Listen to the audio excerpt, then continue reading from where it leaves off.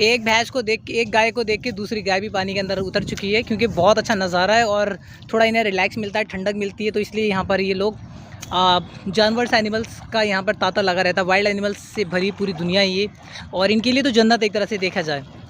और देख रहे हो पानी के अंदर जाती हुई नज़र आ रही है। एक पेड़ को के पास यहाँ है, एक ये रही, और इतना खूबसूरत नज़ारा हुआ पड़ा है दोस्तों। ऑसम ऑसम नज़ारा हुआ पड़ा है। इस टाइम बारिश होने वाली, बहुत खूबसूरत नज़ारा।